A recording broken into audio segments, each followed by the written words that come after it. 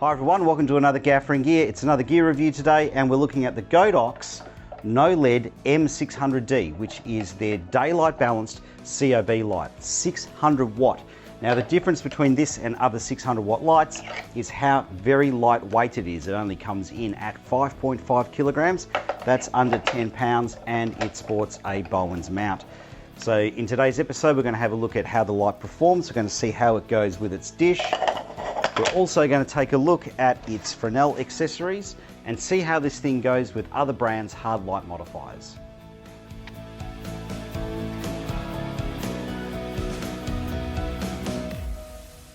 All right, let's get straight into the pros and cons. And the first pro is this thing is only 5.5 kilograms or 9.91 pounds. Now that's very lightweight for a light that is a 600 watt COB. So how they've done this is largely down to the cooling system. So I'll just show you in here.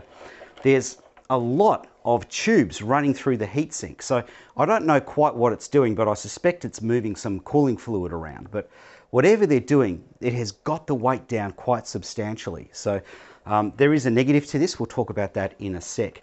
Now, while we're talking about the build quality here or the weight, it does have decent mounting systems. So it's got way better mounts than say a Forza 500, for example. So you can go junior pin or baby pin. You've got the thread here or the nut here if you want to go to a baby pin solution mounted on the side. And it does have a decent locking mechanism. So it's got a clutch locking mechanism on it. So it's very, very solid. So in terms of comparing it to say a Forza 500, much better locking mechanism and stand mount mechanisms than that unit has. All right, continuing through the pros, it is totally flicker free. So it's running in constant mode dimming. So it's not doing say pulse width modulation, for example. So it does have some negatives to that, but the positive is no matter what frame rate you shoot at, you're not going to get flicker off this unit. Now it's Bowen mount, so you've got all your other accessories you can use. It does have DMX, so that's a positive. However, the negative with the DMX, it's not the best DMX in terms of if you're trying to do transitions in shot. So when the camera's rolling, not great for that, but okay for setup. The next positive is the transport case that comes with it, the carry case. That thing is pretty much bomb-proof. It's a little bit on the heavy side, but pretty much every single compartment is metal reinforced. We'll talk about that later. The next positive is the user interface is incredibly easy to use. It's one of the best user interfaces I've come across on a light. Nice big display. And the next thing that's a positive is the fans are fairly quiet, particularly for the size, 600 watts. So at the moment I've got the light running at 100% brightness. I'm standing right next to it. It's running in automatic and it's been running for about 12 minutes. So the fans are at full speed. Now in terms of the fans, you can have silenter fan options. So on the front here, there's a fan button. If you push that, it goes to silent mode, which only gives you 25% output. And if I push it again, it'll go to whatever I've got the fan set to in the menu system. So the fan options are off, which gives you 25% output. Low, which reduces you to 50% output. High, which gives you 100% output, and automatic. All right, let's go into the possible cons or negatives with this light. And I'm saying possible cons because these things might not necessarily be a negative for anybody watching this. All right, so the first possible negative compared to other lights in this class, this unit doesn't have any weather protection. So if you're going to use it outside in the rain, you're going to need to put some sort of cover over the top of it. The next possible negative is it doesn't have built-in CRMX or lumen radio. So if you want to run this unit off wireless DMX, you're going to have to plug a receiver into the DMX port. That brings me to my next possible negative. The USB port on this doesn't output any power. So you can't use the USB port to power a wireless receiver. Now the next negative is the Fresnel only floods out to 35 degrees. So if you're looking for something wider, this Fresnel isn't for you. Now, the next negative is to do with the cooling system. And again, it's a possible negative. Now, when you turn the light off, if it's been running for a while, the fan system stays running, but the COB turns off. And it gives you a warning on the display. Now, in my testing, I found that if you run this light for 8 hours solid, it can stay in this cooling down mode for about 4.5 minutes. Now here's the thing that concerns me. If somebody's renting this light off me, they could just disconnect the power and shut the whole thing down. And I'm worried that if that happens enough times, it could damage the COB. Okay, let's go through how much it costs and what you get for your money. So we'll just start off with the light kit itself. So this sells for 2,370 Australian dollars. That's about $1,500 US dollars. So for that money, you get the bag, which I said earlier is incredibly well built. This thing's got a lot of reinforcing in it. It's got wheels at the one end and a pull-out handle at this end. All right, so let's take a look inside the bag. Now, here's where I have concerns. This is so incredibly well packed in terms of space. They've got it so well compact because this whole bag is the 600 watt light, the stand mount, the cables, the power supply and the dish are all in here in such a small package. So my concern is there's a lot of rental clients who just would not be able to get this back into the bag. All right, so let's take a look at how it's packed. It's got to be very precisely put back in. So the first thing inside the bag is this reinforced lid. Okay, so that's giving you a lot of protection. Now have a look at how well packed this is. So for example, you've got to get the controller in the right orientation, otherwise it doesn't fit in the bag here, it doesn't fit in the corner. Now have a look at this, how compact this is. The light packs in upside down, we'll go through why in a second, but the stirrup actually packs into the reflector here. They've actually got protective foam in the reflector to stop the stirrup from scratching the reflector. Now over here you've got your cable bundles. So you have to take the cables out in order to get to the light because the stirrup handle goes under the cables. And underneath this section here is your stand clamp. Now to give you some idea of the build quality of the case here, I'm just going to take out a bit of padding. So it's soft on that side, soft on this side, but listen to the reinforcing. Okay, so I'm guessing it's got some sort of metal in there. All right, so let's start pulling things out. So you get a head lead, so it's a decent length head lead with nice solid connectors on it. So I'm not sure of the length, but you're not going to find yourself short with that head lead. You get your power cable, your Nutrix connector at one end and your regional connector at the other. So a good length cable there.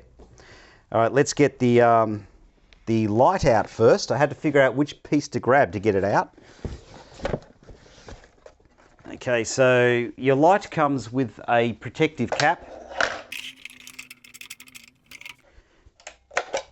So you've got a protective cap for the light, but you've also got protection in front of the COB. So you're not going to have any insects get burnt into the phosphor on the top of the COB. Okay, we get our dish. Now our dish has a nice big piece of padding into it because that's where the stirrup is going once it's packed inside. So make sure nobody loses that. Okay, next up we'll take a look at the stand clamps. So the stand clamp is a MAFA or a super clamp design, and you've got a V-mount accessory on it. So you want to put that in and lock it very, very tight. Okay, get it really tight, otherwise the controller wobbles around on the stand.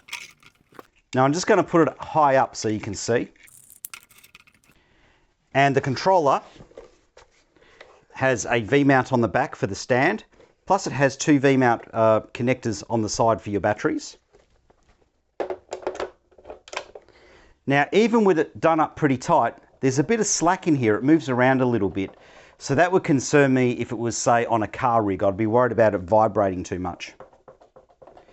Now in terms of the batteries, now you can run this off 14.4, 14.8 volt and 26 volt batteries. You can run one battery or you can run two batteries. But what you're running depends on how bright you can run the unit. So we'll start off with 14.8 volt batteries first. So running off two batteries, it can run at a maximum 40% brightness. Running off a single battery, it runs at only 20% brightness. Now, if you use two 26 volt batteries, you can run the light at a maximum 60% brightness, or off a single 26 volt battery, you can run at 30% brightness. In addition to that, there's also a 48 volt inlet on the side that can enable you to run at full brightness if you've got a battery system big enough. Now, as you can see, when the case is empty, it's molded to fit the light and the reflector perfectly. Now, the next thing you might be interested in buying is the Fresnel. So this sells for 310 Australian dollars, which is about 200 US dollars. So it comes in this bag. Now, the Fresnel is very well built. It floods and spots from 35 degrees down to 11 degrees, and it floods spots by rotating the center here. Now we're going to cover the Fresnel in more detail a little bit later on in the video. Now one thing that is irritating is the barn doors are sold separately. Now the barn doors don't cost that much. They're 164 Australian dollars, about 99 US dollars, but being sold separately, they don't fit into the bag. Now let's have a look at how the light performs with and without those modifiers. So with no modifier on, the COB is forwards of the mount, so it will beautifully fill up any softbox that you might have. If you're using it as a raw fixture just to light a large area, it has a beautiful even beam. Now when you add the dish, you get an insane amount of additional firepower. If I hadn't have metered it myself, I wouldn't believe the results, but it does come at a cost. It has an insane hotspot and a very uneven beam. Now let's have a look at their 10-inch Fresnel that you can get for this unit. And this Fresnel attachment for me is just as impressive as it is disappointing. So let's go through the pros first. Now without a doubt, this light has the best paint job on the barn doors of any light that's come in for review. It's this beautiful matte finish that doesn't have any sheen. And the next pro for me is the smaller barn doors have leads, so you can compress down and not get any spill light. All right, let's get into the negatives. And this is a negative that is common with a lot of Fresnels these days. And that is the top barn doors do not go wide enough to cut the whole width of the beam. That is something I find extremely frustrating with modern barn door designs. The next negative for me is the light only floods out to 35 degrees with this attachment, but it does spot down to 11. Now the barn door cuts are not as sharp as I would like from a good Fresnel, and they do have some convexing, and the shadows are also not as sharp as what I would like from a Fresnel. So my feeling is they've gone for brightness over optical quality. Now there is one other thing I don't like with the barn doors, and that is the leaves are a little bit slack. With no modifier on, I got 21,500 lux at a distance of 1 meter. At 3 meters, I got 2,960 lux. With the dish on, at a distance of 3 meters, I got 16,800 lux in the center of the beam. But just outside the hotspot, that drops to 12,700 lux. Using the Fresnel at a distance of 3 meters, in full flood, I got 12,200 lux. In full spot, I got 31,600 lux. Now, by popular viewer request, let's have a look at the brightness measured in f-stops. And I'm measuring at 25 frames per second at a 1/50th shutter against 400 ISO. With no modifier on, at a distance of 1 meter, I got f22. At a distance of 3 meters, I got f8 and 1/3. With the dish on, at a distance of 3 meters, in the center of the beam, I got f16 and 7/10. However, just outside the hotspot, it came in at f11 and 4/10. With the Fresnel on at a distance of 3 meters, and in full flood, I got f16 and 1/3, and in full spot, I got f22 and 7/10. Now, if I'm using a Fresnel, I'd like it to go a bit wider and have harder shadows.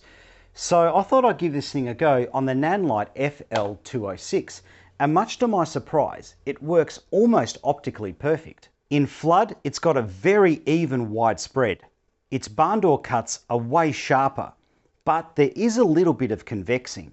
And the shadows, well, they're as sharp as any good Fresnel. With the Nanlux Forza Fresnel at a distance of 3 meters, I got 7,660 lux in flood. In full spot, I got 28,700 lux. At 25 frames per second, at a 1/50th of a second shutter, at an ISO 400, that works out to f11 and 6/10 in flood, and in full spot that would work out to f22 and a half. Now Godox does have its own projection mount, but I don't have one, so I thought I'd try the Godox 600 on the Aputure projection mount, and I wasn't expecting too much, but much to my surprise, the Godox 600 works way better on this projection mount than the Aputure 600 does. It can give you a very clean spotlight effect and give you very good squares and rectangles, which would be handy if you're using reflector systems. Now it does a gobo projection okay, way better than the Aputure 600D, but the blacks throughout the gobo projection are very inconsistent. And as with the Aputure 600D mounted to this, there is some convexing on your linear cuts. So to give you some idea, this performs better on this mount than the Aputure 600D does optically, but not as good as, say, an Aputure 300D Mark II. Now with the Aputure Spotlight mount, with its 36-degree lens, at a distance of 3 meters, I got 8,260 lux at 25 frames per second with a 1/50th shutter at 400 ISO. That works out to f11 and 6/10. So let's have a look at the user interface. So you've got the on-off button here. Just hold that down for a couple of seconds to turn the light on. Your dimming is in 0.1% increments. Very, very easy to operate. You have a fan control button here that puts you into silent mode. Press it again to go back to whatever you've got set in the menu. If you want your special effects, press the effects button, and you've got a choice of 4 effects. If you press the button again, you can select which version of the effect that you've got. So you've got 3 versions of each of the 4 effects. If you want to get out of the effects menu, just press the effects button again and you get back into your normal light mode. If you want to get into the menu system, just press the menu button and scroll up and down to select your choice. Wireless, that's for your remote control options. To go back, press the menu button. Bluetooth, that's for the phone app. DMX, now in the DMX menu, you can just set your address. That's the only option that's in there. We've got our fan options, which we've already covered, and we've got our dimmer curves. We can also adjust our screen brightness. And if you really want to play havoc with the rental house, you can change the language. And it also has a master reset.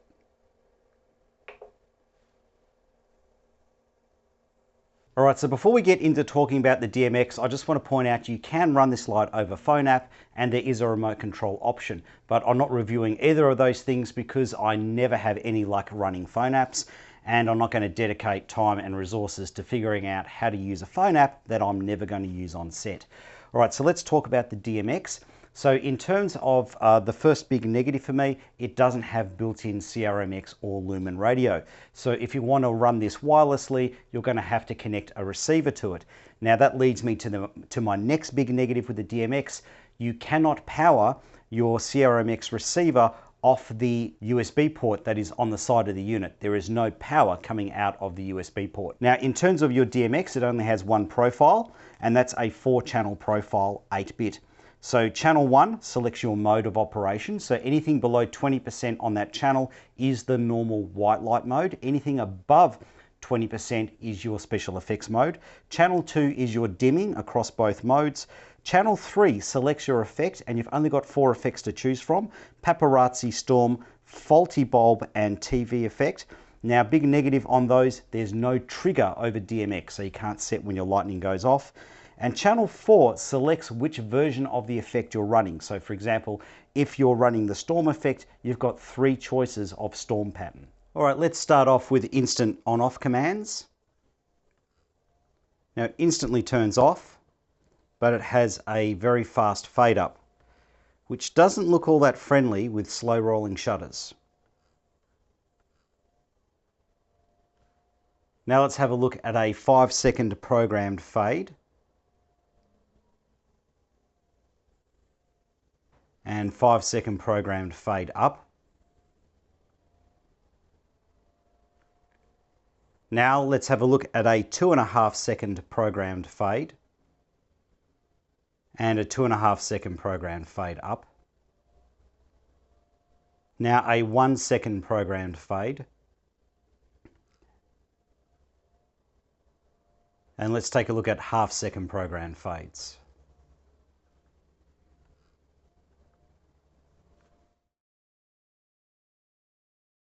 Okay, let's start going through all the data I've collected, starting off with power draw.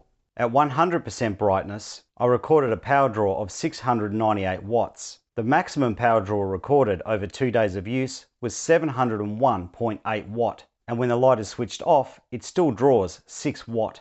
At 100% brightness, it has a power factor unity of 0.95. However, as you dim it, the power factor unity becomes less impressive. According to my frequency meter, this light is dimming using constant current and not pulse width modulation, which makes it completely flicker free at any frame rate. But it does have the disadvantage of additional hue shift. Okay, let's take a look at our color render accuracies and white point accuracies with the light with no modifier on it. And I've taken readings at 100%, 50% brightness and 10% brightness. At 100% brightness with no modifier, I got 5672 Kelvin with an SSI of 73. The TN30 color vector scores, 92% average color accuracy with an average 100% color saturation. Here are the CRI scores, and only R12 is below 90. This is the spectrum distribution. And the white point came in with a delta UV of minus 0.0020, which makes it magenta by less than a 1/8 correction from the Planckian curve, and magenta by about a 1/4 correction gel from the daylight curve. At 50% brightness with no modifier, I got 5652 Kelvin with an SSI score of 72. The TN30 came in with a 92% average color accuracy and an average 99% color saturation. Here are the CRI scores, and only R12 is below 90. This is the spectrum distribution. And the white point had a delta UV of minus 0.0004, which puts it almost on the Planckian curve and off the daylight curve towards magenta by about a 1/8 gel correction. With no modifier, at 10% brightness, I got 5629 Kelvin with an SSI score of 70. The TM30 color vector testing came in with a 91% average color accuracy and an average 98% color saturation. With the CRI scores, only R12 was below 90. This is the spectrum distribution. And the white point came in with a delta UV of plus 0.0004, which puts it almost on top of the Planckian curve and under the daylight curve to the equivalent of a 1/8 correction gel towards magenta. Okay, let's take a look at the spectrometer results with the dish attached. With the dish on at 100% brightness, I got 5677 Kelvin with an SSI of 73. The TM30 color testing came in at 92% average color accuracy with an average 101% saturation. Here are the CRI scores, and only R12 is below 90. This is the spectrum distribution.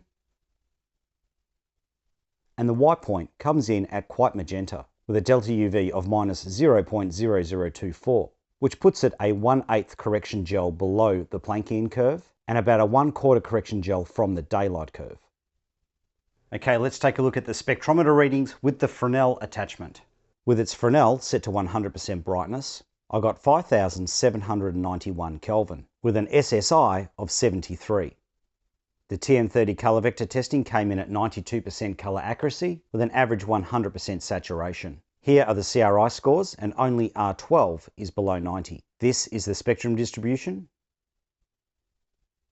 And the white point came in a bit better with a delta UV of minus 0.0013, which puts it just below the Planckian curve and about a 1/8 to a 1/4 gel correction towards magenta from the daylight curve. That's another gear review done. I don't know when I'm going to have the next review up because I've got a lot of work coming in. So hopefully I'll see you soon. Probably not next week, maybe the week after. Okay, take care.